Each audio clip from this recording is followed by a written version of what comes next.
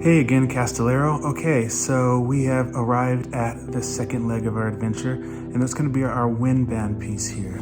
So this one's going to be a little bit of a long video, so if you've got your popcorn ready, take off your shoes, whatever you gotta do, but it's okay, we're gonna get through this. So to recap, before we get into the actual piece, there's certain things that we talked about last spring when all this went down that you were interested in for the piece.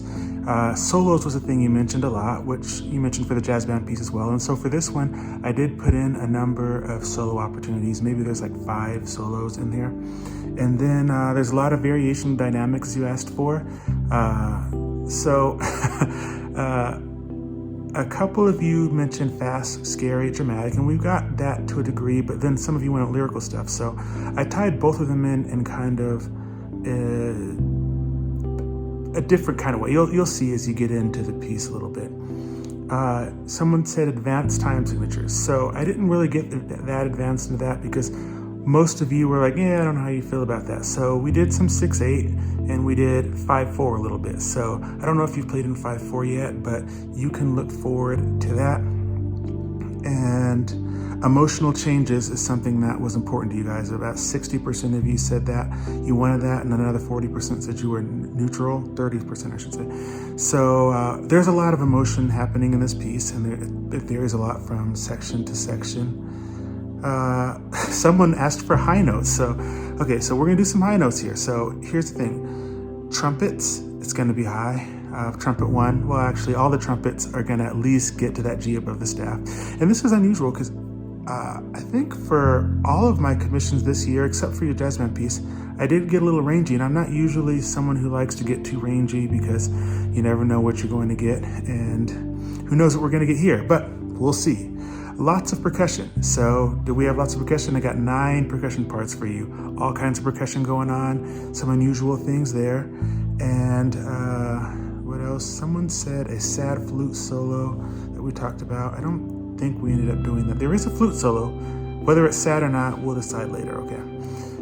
Unusual things and a big loud ending. Like 80% of you said you wanted a very big loud ending, and my response to that is probably the biggest, loudest ending I've written so far in my wind band catalog. So celebrate that with your high notes and your big loud ending. A light at the end of the tunnel, heroic, okay. Fantasy, princess storyline, people mentioned that. We've got that tied in there. We didn't do the coronavirus pandemic story because only a quarter of you wanted that. And so that's musically what we've got. Now, most recently, Mr. Bowman had you put in some ideas that were more detailed once we settled on the fact that we're going with a little bit of a fantasy adventure. And so first of all, I want to thank those of you who spoke up and submitted ideas. As I always say in these classes, in life, the people who have it in them to step up and say something are the people who usually get what they want. And I really want to thank specifically Dylan, both of the Camerons, Gabrielle, Kunai, Derek, Annalise, Sean, Robert, Sabrina, Alina, Tanish, Saul, Kai, Zal, Malika, Jennifer, Kelton, Grain, Aaron, William, Andy, Jack, Michael, Roma, Tyler, Levin, Noah, Jackson, Ethan, Kate, Jose, Dominic, and Ian. Thank you so much for submitting. I really appreciate your contribution. And most, if not all of your ideas kind of made it in some ways. So here's a big theme that we saw. Lost in a forest. Several of you mentioned lost in a forest. Dylan says maybe they get lost in a forest and they're separated. Kai says there's a long journey home through a dense forest. Jennifer mentions a mission to find the last treasure in the rainforest. Jose says maybe they get sent to opposite ends of an island and they need to make it to the middle before a disaster strikes through this jungle. Cameron also mentioned it. Tyler mentioned it too. In the opening, they're walking through a forest on a journey and they find a river. Noah says 2 ducks in a forest. Gabrielle mentions a dark, scary, leafless forest. So forest is something that you guys are obviously into, which is interesting because that's nothing like Castillero, but maybe that's what the point is. It's an adventure. So forest, we're going to do forest, guys. Forest is here. Next thing that kind of came up a few times was that the characters are separated in a war. Annalise had a really, really nice, thoughtful treatment that she gave this, and I read it all, and I think a lot of it is inspired by what she had to say. just a snippet. She said, for the journey, they're both heading to a safe spot that they've been to many times. They'd go there regularly to relieve stress, and then eventually they end up there for safety. So Annalise, thank you for being so thoughtful. I really enjoyed reading your entry, and it's very helpful for me. Ian mentioned something similar too about a journey where they go to retrieve his friend from a camp during a war, and Cameron talks about a war could be starting, and in the middle there's a big battle and a happy ending. Excellent ideas that I think are going to work their way pretty well into this. Then a third level was oceans and storms, which I didn't get to do as much with. I did include a storm, but the ocean was going to add too much length and complication to this. But Sabrina mentioned that. William, Levin, Kelton, and Andy all mentioned an ocean and a storm. So I did want to at least get part of it in there since several of you guys mentioned that. Then we had some sci-fi dystopian ideas from Saul, Malika, and Jackson. Caves and cages were kind of a theme. Sean, Aaron, and Gabrielle all mentioned something about a cage in a cave. And then wolves from Cameron and Kai. Now, the next thing was the relationship between the characters that we wanted to establish. So Sean thought we should go with spouses.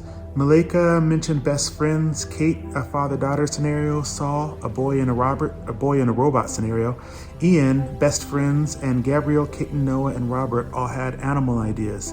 And then some people mentioned some Disney characters. Now, here's the thing, guys. Y'all trying to get me sued over here, talking about Ariel and Aladdin and Jasmine. I'm not going to get sued over here by Disney. You know how it is. We're from California. You know how Disney is. They don't play. You can't just be suing them. So we're not going to do Disney characters because they're taken. But we will do something of the sort. I think some sort of twist between maybe what Malika and Sean was talking about. So these will be teenagers, maybe a little older than you guys, not quite married, all right?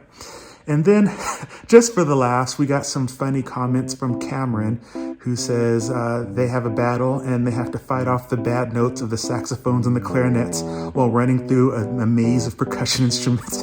The bad notes of the saxophones and clarinets, huh? So I take it Cameron's probably a brass player maybe, or maybe he's a percussionist. Kunai says that the place should be Bread Town with Breadcrumb 1, Breadcrumb 2, and a pigeon called the Loaf. Ethan says the land would be saxophone 2 figures. What? The name of the land would be saxophone 2 figures, baritone and alto. Okay, so this intense battle of saxophone with an orchestra attack, and the baritone is taken prisoner. Meanwhile, alto fights the orchestra battalion and reaches the baritone. And the alto is determined to get the baritone back and travels through the town of the clarinet and percussions. And then Michael says the characters are walking through this magical land, which I personally think should be called Ron Bowmanopolis, when suddenly one of the characters falls into a pothole and into the... So Ron Bowmanopolis, like, I have to admit that laughed for a while, and I actually titled my notepad Ron Bowmanopolis just for the kicks, because it has a ring to it and it's kind of funny, but kudos, Michael, you made me laugh. So, all right, that's where we are now. As I wrote this, I kind of got inspired to delve deeper into the plot. And so what I ended up doing was writing a very special short story for you guys, which I'm going to present now. And it's going to be a little bit long, but for those of you who enjoy it, you'll enjoy it. And if you're not into short stories, then enjoy the story. That's it. So we'll take a look at that story, and then I'll come right back briefly to thank you all. Jax came of age in uncertain times. His province struggled with a fledgling, largely agrarian economy and continuous political conflict with adjacent territories. His family was poor, but while he always wished for a little more, he usually got enough to eat to at least be satisfied. His father was a mason, and as was par for the times, that meant that Jax was a mason's apprentice. Early every morning, his father would wake him up to start the day's work, and together they would work with others in the village to build and repair structures. It was hard and very physical work, and while it was not the sort of thing that Jax might have set out to do on his own, he'd grown used to it and didn't complain as much as he did as a child. Oftentimes, on slow days, he would sneak off into the forest to a secret spot deep and out of the way of the commonly traveled trails. There he would sit by the creek or lay between the trees and stare up at the sky, escaping into his imagination. He'd dream of what might be happening in faraway places, what it would be like to walk on the stars, what types of things might have happened in the very place he lay hundreds or even thousands of years ago. He liked the forest because it was quiet, undisturbed, and he felt safe from the demands and strains of the village, and he connected to the energies of the nature around him. He never told anyone where his favorite spot was in order to preserve the peace, tranquility, and solitude of his refuge. So one could imagine his shock one midsummer day as he lay quietly against the slope of a large hill when he heard a voice speak up behind him. "You come out here a lot. What do you like so much about this place?" Jax, shocked, immediately jumped up and turned around to find a young woman of about his age with her hands on her hips and her head cocked to the side staring at him. "Who are you?" he demanded. "How did you get here?" The girl just shrugged indifferently. "I just did." "Where are you from?" Jax asked. "Back that way," she replied, pointing behind her, the opposite direction of where Jax would usually enter the forest. "What are you doing all the way out here?" "Probably the same thing you are," she replied, unbothered by his continued exasperation. "Which is?" "Just clearing my head," she remarked as she knelt down and ran her hand through a patch of flowers springing up from the base of a small mound. Jax studied her for a moment. He'd been coming to this place since he was old enough to go out on his own and had never encountered another soul. Though he was intrigued by the girl, her sudden appearance, and her beauty, he was also somewhat distressed that his hideaway had been discovered. "So then, what's over there?" he asked, slowly softening in disposition. "It's my village, where I live." "Yes, but that's across the boundary line, isn't it? How do you live over there?" "Oh yes, I don't actually live in your province." "How do you know where I live?" "Well, I don't know exactly where you live. I come out here whenever I can, but I usually don't come past that mountain over there. But sometimes I see you come and go from the east, so I assumed you lived in one of the eastern provinces." "Are you here for anything in particular?" "No, not really. I just wanted to say hello, I guess." "Okay, well, hello," Jax replied, nodding to the grassy slope where he'd been lying before she arrived. The two sat and talked for an hour or so until the girl eventually announced that she needed to return home. "I'm not supposed to be out here," she explained, "and if I'm gone for too long, it won't turn out well for me." "All right, I understand. It was nice to meet you." "Flynn," she replied with a smirk. "And you, Mr. Interrogator?" "I'm Jax." "Well, Jax, take care." And she started off toward the west, glancing back once at a very emotionally conflicted Jax, whose stare had remained on her as she walked back toward the west. Soon thereafter, Jax started on his way home as well. "Where have you been?" his father queried as he walked through the door. "Oh, I just went out to get some fresh air in the forest." "What is it with you and that forest?" his mother asked as she set the table for supper. "Nothing really. I just like the animals and the greenery, and it's quiet there." "Well, keep your head out of the clouds. There's plenty to do down here, such as chopping up that wood out back before winter." "Yes, Mother. I'll do it tomorrow," he agreed, bowing his head in guilt. "All right. Well, supper's on the table. Let's not waste any more time." And with that, the family took their places at the table. The next several days, Jax remained hard at work, helping his father and managing household chores. But in the back of his mind was Flynn. He wondered how long she'd been visiting the forest and if she was there as he thought of her at any given moment. Would he ever see her again? A couple days later, he had the good fortune of another light day of work, and so he used it to head back out into the forest. In his mind, he pretended to himself that he was just going to clear his mind and daydream as usual. He didn't want to establish any expectation of seeing her again, nor did he want to feel like he was somehow under her spell after just one chance meeting. But as he sat in different places in the forest or laid upon the fluffy moss, he caught himself routinely stretching his arms upward in a broad yawn while incidentally looking west. He remained in the forest for longer than usual, telling himself that he just needed the extra time to rest and think.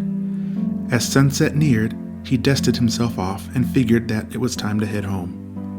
On the way, he stopped by the dairy farm to purchase some milk to bring home. When he arrived home, the milk served as a satisfying alibi for his delayed return. A few weeks had gone by. Jax had been back to his spot in the forest 4 or 5 times. He'd begun to accept that he might not see her again.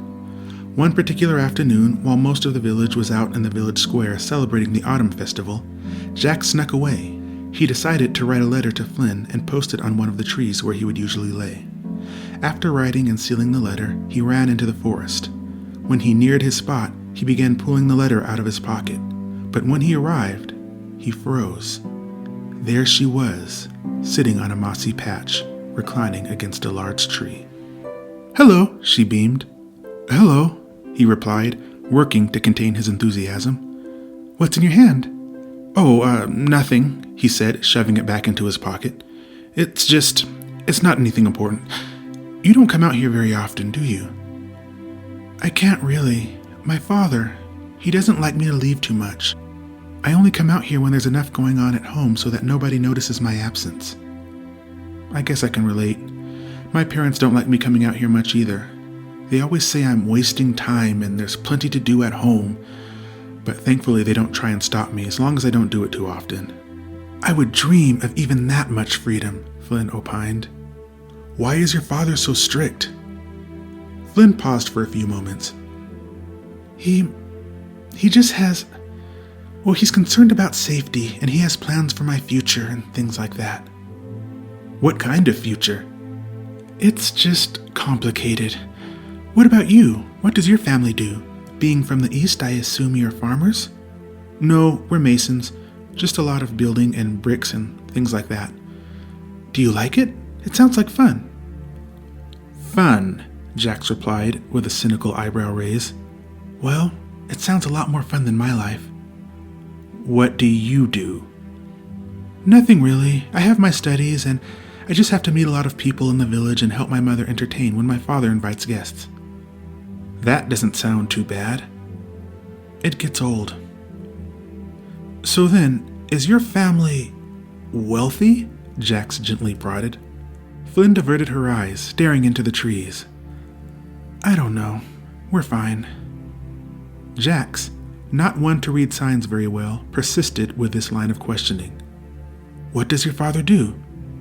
"He works at the palace, helping to manage public affairs. We have enough to live comfortably, but I'd rather have any other life.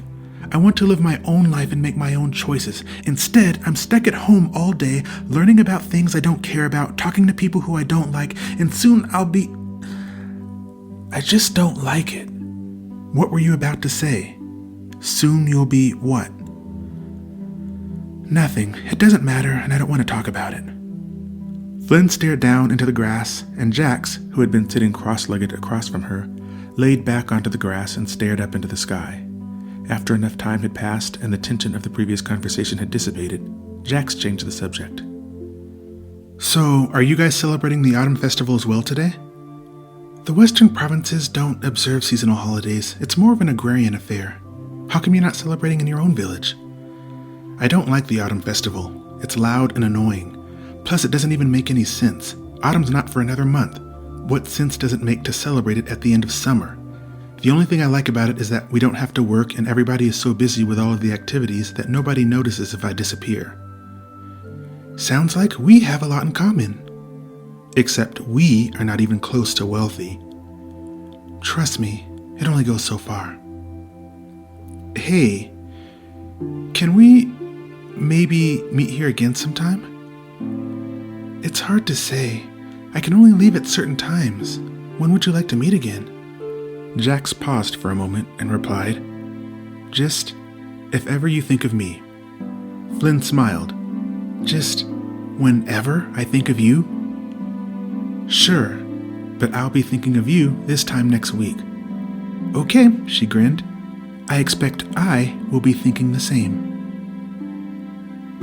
Jack spent the next week working longer and harder than usual, doing whatever he could to ensure that no incomplete job or task would interfere with his ability to make his secret escape to the forest. The day he was to meet Flynn was especially tricky. He had procured a nice basket and spent the morning dodging his mother as he snatched various food items and dishes from the kitchen to fill his basket with. After assembling everything he needed for his picnic, he dashed out into the forest earlier than usual. He set out the blanket along with a platter of bread, cheeses, and sausage. After a few moments, he heard some rustling behind him, and with a wide grin, he turned around to find that it was just a squirrel, perhaps lured by the smell of some chestnuts he'd laid out. So much had gone into this picnic that it hit Jax especially hard when the minutes became hours and the hours became sunset, and it was clear that Flynn would not be coming. Jax picked up all the food and the blanket and slowly returned each item to the basket, hoping that she might appear if he took a little longer. Finally, he stood to his feet, looked west once more, and then made his way back out of the forest and to his home. The next week at the same time, he recreated that very same day, laying out another beautiful spread of foods for his special picnic in the forest. But again, there was no Flynn. Sitting alone on the blanket, he forced himself not to eat anything before she arrived. Time trudged on like a drizzle of the molasses that he had brought to spread over the bread. Once again, Jax packed everything up and began the lonely walk home. Jax struggled to forget about her. His father would chastise him for making thoughtless errors at work. His mother would catch him daydreaming and give him more chores to do as a result. As the burden of his situation grew too heavy for him to carry alone, he confided in Ames. Ames and Jax had been friends since childhood, and they had remained close even as they both neared adulthood. "In the forest, I met a girl," he began as he sat on a bale of hay in the stable where Ames carried out the work of his family's vocation. Ames sat across from him and listened while he fashioned a horseshoe. Jax explained everything and told him how torn he was that she seemed to have abandoned him. "But you've only met her twice," Ames confirmed with a scrunched eyebrow of confusion. "Yes, I know. It just is as it is. It feels different." "Well, are you going back up there again this week?" "I don't know if I should. I just feel so broken every time." Ames grunted as he struggled to fit the horseshoe onto the horse. "I don't know. Maybe give it one more shot." "Maybe," Jax sighed. That week, Jax returned to the forest, this time without the picnic basket and without any hope or expectation. As he sat in that familiar spot, he tried to think of anything other than Flynn, but failed most of the time. After a couple of hours went by, Jax stood up to leave, earlier this time than he had the two previous times, to avoid bringing any more attention to the length of his absence. Turning to walk back, he heard behind him, "Sorry." It was her. "Where have you been?" an agitated Jax questioned. Flynn was visibly grieved. "I'm really sorry. I really am.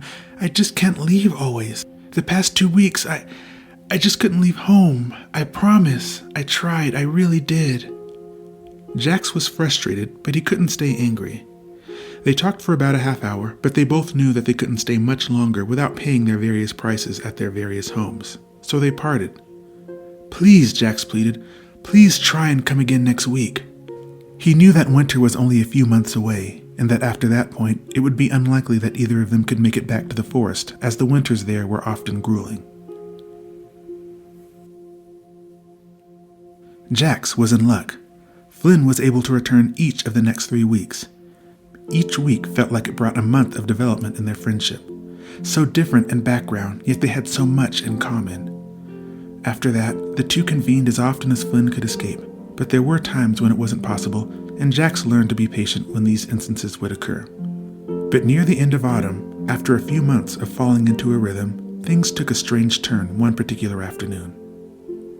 4 weeks in a row, Jax greeted Flynn as she appeared from the west. "Yes, 4 times, she chuckled with a gloomy smile. "What's wrong?" Jax inquired, sensing her unease. "Nothing's wrong. I'm just worried. It probably wasn't a good day for me to come here." "Why?" "Everyone's home. There's not much going on in the village either. I'm afraid I'll be missed. But it's been getting so cold lately, and I knew that we probably won't get to meet much soon," she said, her voice trailing off as she looked away. "Yeah." "Flynn?" "Yes? What do you think about me?" "What do you mean by that?" "Do you like me?" "Of course I like you," she replied, knowingly avoiding the true meaning of his question. I'll be a full man next year. Maybe we could marry, he suggested awkwardly. A visible cloud overtook Flynn's countenance as she struggled to find the words. Jax, I really do like you, but I don't think we can do that. It just won't work. Why not? A crestfallen Jax asked. Is it because I'm a laborer? No, certainly not. I would love to marry you. But my father, he wants me to marry someone back home, she lamented. Jax immediately stepped backwards, almost as if he'd been punched in the stomach. You have a suitor? Yes. Well, no, not really. Kind of. I don't really know him, but my father has arranged it.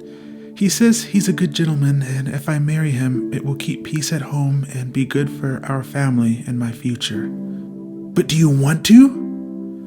No, but it's not my choice. Well, don't do it, please. Jax, you don't understand. My father, my family isn't... I can't just say yes or no. My father won't allow it. Come with me. You can come live in the East. It's not perfect there, but we can figure it out. We'll make it. We have room in our home, and my family would love you. Flynn looked longingly at him, but the doubt and gloom on her face was unmistakable. We can do this, Flynn. We can. I wish we could. It's just more complicated than that. Well, tell me. We can come up with a plan. Just tell me. Flynn began to speak when they heard heavy footsteps in the grass coming from the west. Jax startled backwards even further and peered into the trees, but Flynn just lowered her head and shrank into herself. Seconds later, 2 large men emerged from the trees. They appeared angry, and each had a large sword hanging on his side. Ma'am, one of them spoke firmly at Flynn. Come along. Flynn stood up and walked toward the men. Jax looked on helplessly in terror. Who are you? The man questioned Jax. Jax stood frozen. Who are you? He repeated more loudly. He's my friend, Flynn intercepted frantically. He's nice, I promise. I just ran into him while I was taking a walk. I'm okay, I'm safe. I will return with you. The man who had been speaking looked at Flynn and then up at Jax. Leave her alone, he ordered.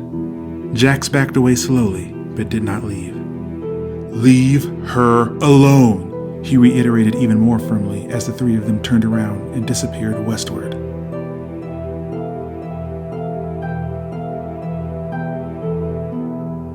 Winter was now upon the region, and with it came increasingly heavy rains and plummeting temperatures.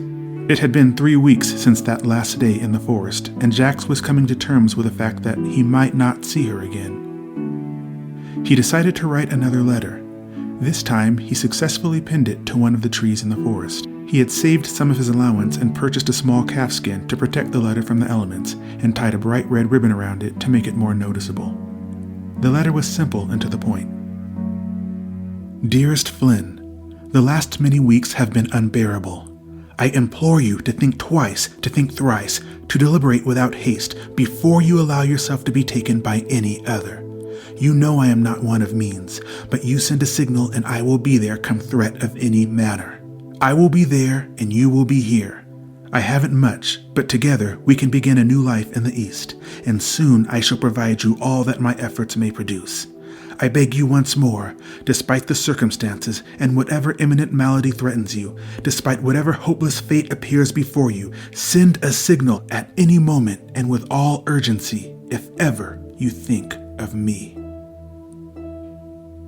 He felt it unnecessary to sign the letter, and he realized the chances of her ever returning to find it in the dead of winter were nil anyway. But at this point, it's all he could think to do. That winter, circumstances in Jax's province changed drastically when one of the northern provinces initiated an attack on Jax's province, and a civil war broke out between the northern and eastern territories. Life for everyone became much harder as the intruders burned down parts of the village and plundered food and valuable resources needed for the winter. Reliable information was scarce, and while it was understood by most that they were at war with the North, not much was known about exactly which northern province was leading the attack or why, as no particular demands had been made beyond the plundering. Circumstances seemed dire as rumors spread that some of the Western Territory had also been occupied, which led many to fear the eventual fall of the capital and then all-out pandemonium. As the war escalated, Jax remembered that Flynn lived somewhere in the west and became concerned that Flynn might be in danger, perhaps even from his own countrymen, as talk of a counterstrike began amongst citizens of the east. One winter night, Jax waited for his family to fall asleep, and then he layered up and made his way out to the forest, determined to follow the path west until he could find wherever it was that Flynn had come from. Unfortunately, a cold surprise awaited him at the edge of the forest, but it had nothing to do with snow. From the distance, he could see a lengthy row of torches. As he got closer, he saw a wall of large sword-bearing guards blocking off access to the forest. As he neared the forest, he caught the attention of one of the guards. "Child," the soldier condescended, "this forest is hereby claimed by the Northern Territory, and if you step 1 foot closer, it will be the last thing you do." Shocked and perplexed, Jax stared at the row of guards and the wall of torches they had lit to light the area. The guard then removed his sword from its sheath, and that gesture was enough to snap Jax out of it. He ran back through the village and didn't stop until he got home. Word had gotten around that messengers had gone to the west to ask the king for help several times, and though he had promised to intervene, help was nowhere to be found. As the war continued to intensify over the next months, the villagers began to call for more and more men to join the war effort against the Northern Territory. When Jax's birthday came around a few months later and he was officially of age, he joined the militia against the wishes of his family, feeling that it may be his only option to eventually get to the west and find Flynn. Worry began to spread that the capital may have fallen, as the king had not sent any aid while the northern intruders consumed more and more of the east. It then became clear that their only option was to go on the offensive, taking the matter into their own hands. Though the northern provinces were a relatively short trek west and then north through the forest, they knew that if they did attempt to enter the forest from the east, it would surely result in a bloody clash with all of the enemy soldiers occupying the area. So a bold and dangerous decision was made to travel 2 days out of the way and then around the outskirts of the region and enter the forest from the north in hopes of breaching the northern territories while most of their forces were occupying the east. Unfortunately, the northern part of the forest was covered in hostile, mountainous terrain and a host of dangerous animals. One fearsome night after spring had approached, Jax and the other now soldiers began their mission in the middle of the night when they hoped that the occupying forces wouldn't notice their evacuation. Over the next days, Jax and hundreds of other young men from across the Eastern Territory made their way through that hostile forest, camping, hiking, and trekking through thick brush with weapons, supplies, and their horses, fending off wolves and bears, weathering rainstorms and rugged mountains, eating and drinking only what they could find along the way once their rations were exhausted. One morning, when they made it high up the mountain and to the edge of a towering cliff, a wave of trepidation engulfed the young men as they looked out over the valley. Most of the soldiers, having lived only as laborers in a forgotten territory, had never known much of anything that lay beyond the boundary of the Eastern Territory. This was very new to them. Down below was a massive castle with a sprawling village surrounding it. Jax immediately noticed that this area was indeed a lot more prosperous than the Eastern Territory. "Is this the capital?" one man gushed. "I don't know," another mused. "It can't be the capital," someone else chimed in.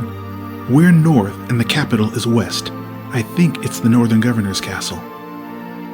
"But governors never have castles like that, do they?" another questioned. Looking at the farms, fixtures, huts, and cottages, Jax wondered if indeed this was where Flynn lived. He looked at some of the nicer fixtures and imagined if one of those might be where she is. Though they were in the north, he noticed how far the territory stretched westward. She said she lived in the west, but he never bothered to find out exactly which province she lived in. If her father worked at the palace, they could easily be living along the northern border. He felt sick with the thought that this invasion could result in her very demise. But what could he do to prevent this, if indeed she did live in one of these fixtures? The leader of the brigade then decided that a few of the men should go down the mountain into the province alone and serve as spies, collecting information that would help the group determine the best time to attack and what the weaknesses of the northern position were. Jax tried to volunteer, but he was declined for his age and lack of experience. So anxiously, he waited over a week with the rest of the ragtag gang of soldiers. Ames, who had also joined the militia, was his only comfort as the anxiety of the impending attack consumed him. "What if she's down there?" Jax agonized one night as they lay in their tent. "I don't know, Jax. I really don't know what to tell you," Ames replied. "We can't just let her get killed." "But what if she doesn't even live in this territory? There are like 3 or 4 provinces in the west from what I've heard. We're in the north. If she said she lives in the west, she's most likely not down there." "I really hope not." When the spies finally returned, earlier than expected, the entire company eagerly gathered around them to find out what they'd learned. "This place is loaded," one of them began. "Silver, copper, ore, more cows, horses, and goats than we've ever seen. They have massive feasts where everyone eats until they can't even move. There's more here than we could ever take home, even if we conquered this place from boundary to boundary." This news brought a sense of hope and excitement to Jax and his fellow soldiers, but there was a big if lingering. They would gain all this and possibly even more if, and only if, they somehow managed to win this battle. "So are we going to invade in the middle of the night?" one young man asked. "No," one of the spies replied. "We've got an even better opportunity, which is why we cut our reconnaissance short. In 3 days, there will be a large event where the village will gather at that castle down there. Everyone will be there, and it will give us a perfect opportunity. While all the northerners are gathered at the castle for the event, we will set fire to the outskirts of the region. As the fires become visible from the castle, everyone will disperse to deal with the chaos, and at that time, we will be prepared to surge inward and storm the castle. From there, we take control." The wide-eyed soldiers were captivated as the spies and the brigade leader discussed the exhilarating details of how they were to accomplish this treacherous feat. After a couple hours, they had ironed out the major components of the plot, and the brigade leader opened up the floor for questions. "So what about our possessions, all that we've brought with us?" one man asked. "We will leave it all up here. We'll only bring our swords, shields, and the materials we'll need for the attack. After our victory, we will return here to regroup and prepare for the journey back home." "What time will we head down the mountain, and how will we avoid them seeing us coming?" someone else asked. "We will make our way down the mountain before dawn in the dark of night. We will remain hidden in the forest near the bottom of the mountain until most of the northerners arrive at the castle for the event. One of us will stay up here to get a bird's eye view of the valley, and when the lot of them are gathered at the castle, he'll give us a signal and we'll begin phase 1. "What kind of event is happening at the castle?" a man in the back asked. "This is where things get interesting," another one of the spies answered. "It's a celebration and feast. We figured out why the king never sent soldiers to help us in this attack, this civil war, as it's been called. It appears that the king out west has been looking to expand his territory into the east, taking advantage of the agriculture that grows so much more readily in our region, and to divert our river to the west. Concerned about the political implications and, we suppose, the image of invading our province himself as the king, he entered into an agreement with the governor of the northern territories for the purposes of keeping his hands clean and avoiding the destabilizing of the nation, which might perhaps even trigger a real civil war. It goes like this. If the governor would agree to execute the attack on our territory under the banner of the North, the king, in return, would then offer his daughter to the governor in marriage. That is what we are waiting for. The northerners down there are glowing in great anticipation of the marriage of this Princess Flynn. She's the king's daughter, and apparently they have arrived recently for the marriage in this very castle. They may be down there as we speak." "Princess? Jax blurted impulsively as Ames quickly gripped his knee tightly, reminding him that now was not the time to react. Yes, the princess, the spy confirmed, somewhat taken aback by his sudden outburst. We've heard many different versions of this story, but apparently it is expected that once the North conquers our homeland, the Northern governor will then declare his independence and then gift our land to the king as a magnanimous peace tribute. The king will then allow the North to form this independent but friendly kingdom where the governor and the king's daughter will rule as king and queen. Hence this unusually placed castle. But it's all part of the plan. The rumor that the North has also occupied the Western territory was clearly a ruse to mask the king's involvement in this dark plot. There is no occupation of the West. Apparently, this disastrous alliance has been common knowledge in the North for quite some time. If we don't win this battle, the Eastern Territory, our homeland, and the only home we have known, will ultimately be conquered and absorbed into the West. We will live and work as peasants at the pleasure of this king, with us, our children, and everything we know directly subject to him and his whims. Any sovereignty we had left vanishing like dust between our fingers. For Jax, the paralysis was unavoidable, and he didn't hear anything else for the duration of the meeting. He knew that he had but 2 days to figure out what to do with this situation. When the morning of the attack finally came, Jax was racked with an anxiety that made him sick to his stomach. It was everything he could do to keep it together as he and his compatriots geared up for battle. It was pitch black and freezing outside. They made their way down the mountain in opaque silence, the clacking of horse hooves and metallic battle gear being the only audible sounds. Though nobody had gotten much sleep, the adrenaline kept everyone in a state of alert as they waited through dawn, sunrise, and mid-morning. Sometime around noon, they heard the sound they'd been waiting for, the distant blowing of a hunting horn from atop the mountain. It was the moment that reality hit like a ton of bricks. This would be the most formidable undertaking that any of them had ever attempted, and each one privately feared that it may be his last. The soldiers dispersed around the diameter of the northern capital. Within 30 minutes, the first signs of smoke could be seen by those watching closely enough. Within the hour, hysteria ensued, and it was time to storm the castle. Jax was first among them, having neglected his post early in hopes of arriving before anyone might hurt or kill Flynn. He knew that this might also result in his early demise, but the risk of the alternative was of much greater concern to him. "We are under attack," guards could be heard yelling. "Prepare for battle!" Men, women, and children scattered outward toward their homes and farms, while Jax and his fellow soldiers raced inward on their horses, attacking the defensive lines as they struggled to prepare for this surprised battle. Jax and Ames avoided any confrontation with the singular purpose of getting to the castle before Flynn was escorted away or harmed. As they approached the castle, they saw her, and who Jax assumed was her father, the king, rushing across a large field from a nearby cathedral toward the castle.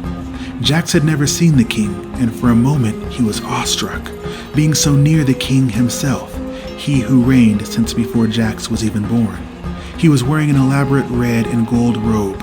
Scurrying behind him was Flynn, adorned opulently and wearing a long, flowing wedding dress. As Jax and Ames charged toward them, the situation became more uncertain when a large guard appeared behind Flynn. "I guess this is it," Ames yelled to Jax as they leaned forward to engage.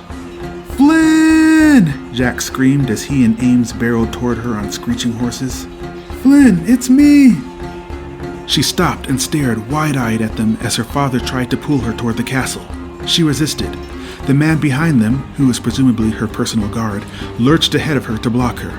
Jax and Ames jumped off their horses, and Jax wielded his sword toward the guard and missed. The guard then responded with his own thrust of the sword that Jax was able to block with his shield. Ames then attacked and landed a blow on the guard's leg.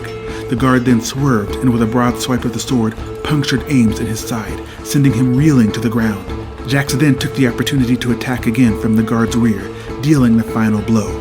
Behind him, Jax noticed Flynn was now in the distance as her father struggled to pull her toward the castle. "Jax! Jax!" she screamed. "Go!" Ames yelled to Jax as he struggled to his feet. "Hurry up before she's gone! I'll be fine!" Jax jumped back on his horse and raced towards Flynn and the king. "Let her go! Let her go right now!" he yelled. As he charged toward them, the king scowled. "Fine! Do what you want, you contemptible wretch!" He then pushed Flynn to the ground and began hobbling away frantically toward the castle doors without her. When Jax reached Flynn, he jumped off his horse and hugged her tightly but briefly. "You came," she gushed. "You really came for me." "Things are about to get really ugly here," Jax told her. "Take my horse and go east now." "What?" she trembled.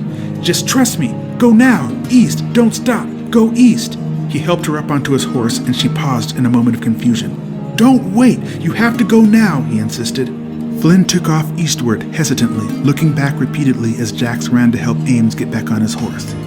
He hopped on the horse as well and rode Ames through the danger and chaos of the now battlefield back to the outskirts of the northern capital and back up the mountain to get him to the campsite the brigade had established so he could bandage his wound and wait for the others to return. "Stay safe, my friend," he said. "I'm going to head back to help the others, but when it's all over and everyone returns here to prepare for the journey home, I won't be with them. But don't let them wait for me. I'll be fine. Just trust that I'll make it home on my own." He then raced back down the mountain to help with the siege. It was a hard, injurious, and devastating ordeal, but the element of surprise proved to be the boon they needed, and Jax and his compatriots took control of the castle. They defeated the defense military, which was greatly diminished due to the number of soldiers occupying the east.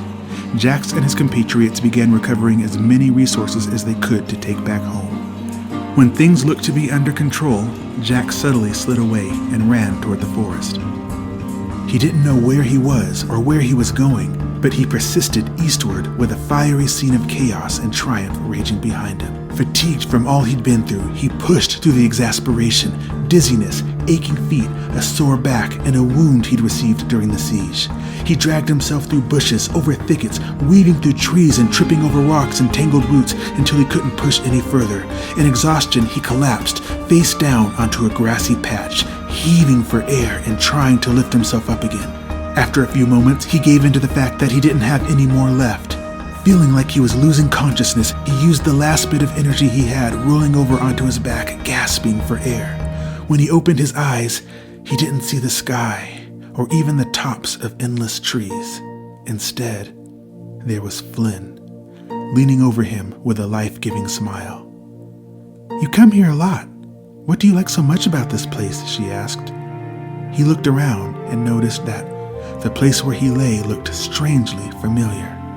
It was, in fact, his secret forest hideaway. "You're here," he choked. "I'm here," she smirked. "A few months ago, in the middle of winter, I thought of you. I came here hoping by some strange stroke of luck I might find you. You didn't come, but I found your letter and I've kept it with me. Shortly thereafter, I returned and left you a letter of my own, hoping that you'd see it and come for me before this day.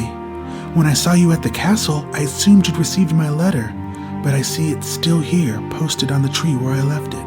Perhaps you did hear my plea by means beyond our understanding. But I'm just glad you came. I'm so glad you came."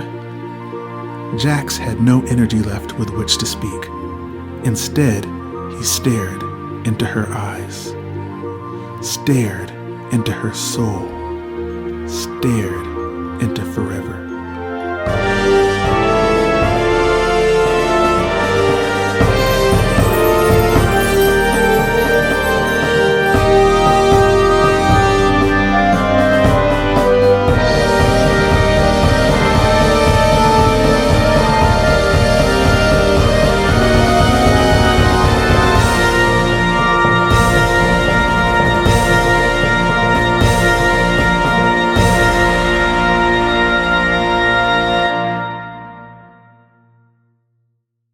All right, I hope you all enjoyed that. It took a lot of time and energy, but it was worth it for you guys. And if you guys get time during the spring, I let Mr. Bowman know that I will happily make some time either for you wind band people or jazz band people if you have questions about the piece or your parts, or you want to talk about it or express how you thought about it. Love to hear your feedback and make sure you're all doing well. It's a pleasure to work on this with you. It's so much fun, guys, and I hope I get to see you all soon, even if it's not this spring, which is probably likely. Please try to make it back if we can do some sort of reprise next school year and you guys are in your various high schools. Come back. I'd love to see you and talk to you and, just catch up. Talk to you later.